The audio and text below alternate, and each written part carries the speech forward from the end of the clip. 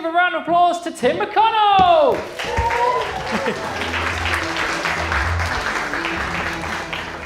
Okay, so I am really, really uncomfortable with the concept of biography itself. I always think that whenever you do a biography, you either say way too much about someone or not nearly enough. You tend to sort of reduce who they are and the kind of person that they are as well. That's not to say that I don't read biographies, I do all the time. I read one recently about J.R.R. Tolkien and thought it was incredibly boring, but not quite as bad as his books. Now, I also think that Tolkien casts a really weird shadow over the world of fantasy and even science fiction, which I love, which is why tonight I'm going to talk about Ursula Le Guin, who is my favourite author ever. Now, this is going to be pure biography, and by a quick show of hands, who has ever read anything by Ursula Le Guin?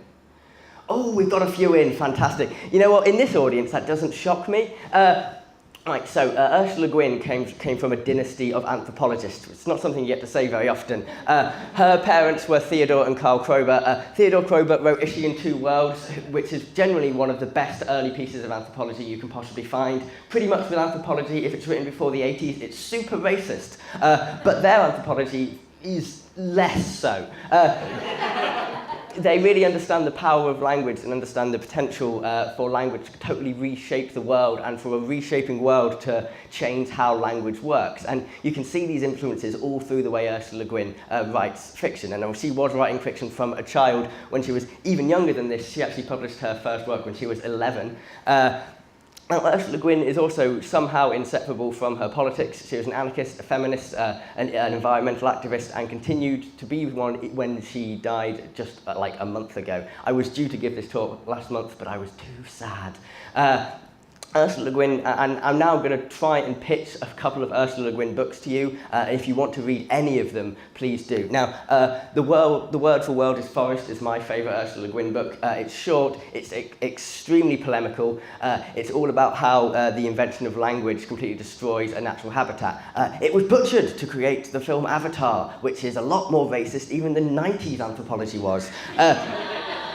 Whereas the way that Ursula Le Guin constructs this world is that she sees that the very act of having to fight back shows that something is already going to be broken. Now, this is the left hand of darkness. If you're into like super big, long sci-fi, this is definitely your thing. It explored themes of gender neutrality in an age where that was almost an unthinkable term. That cover designer very unsubtly talks about her influence with Taoism as well, which is something that I'm going to talk about later. The Dispossessed is explicitly her most political work. It's where you get the general idea that she really hates capitalism. It's about two planets, one of which is a wasteland that happens to be nearly a utopia because it's basically an anarchist paradise, and the other planet has all the plenty you could ever want, but is a terrible place to live because of all the capitalists.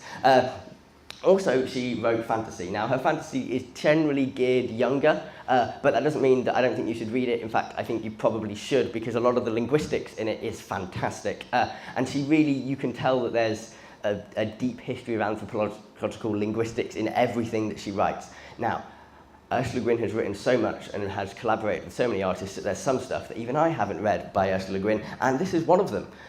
So if you want to sort of explore Le Guin in new ways, please come and tell me new things to read by her. Now, she also sort of writes nonfiction. Think of her as like a super hippie version of Bill Bryson. She has that kind of American humour that I actually really love. So in No Time to Spare, she talks just about living a life where she finds a rattlesnake in her garden and ends up having a face-off with it for a really long time, both of them undecisive about whether or not they should kill each other. Ursula Le Guin is hilarious. She's genuinely funny throughout all of her work. Now, that doesn't always come across, but you can see her influence everywhere, like Terry Pratchett, Margaret Atwood, Neil Gaiman, even people as boring as E.M.M. Banks really love her. And yeah, I love E.M.M. Banks. I've read so many of his novels, I have the right to call them very, very dull. Now, she really is a very political author. Any human power can be resisted and changed by human beings. That's not from one of her books, that's from a speech she gave whilst being given an award by the Literary Critics Circle, who she then slammed for selling out to Google Books. Now, I think that Ursula Le Guin deserves a place in the sci-fi canon. Like, she was writing books since the 50s, and her work is so influential. She's 1,000 times more interesting than Tolkien, and she is even as clever as someone like the sci-fi guy, you know, Blade Runner, him. Ballard, yeah. Ursula Le Guin is fantastic. Oh, and if you're going to read one thing by Ursula Le Guin, make it her translation of the Tao Te Ching, book about the way and the power of the way. It is, for my money, the best translation of that book. Thank you very much.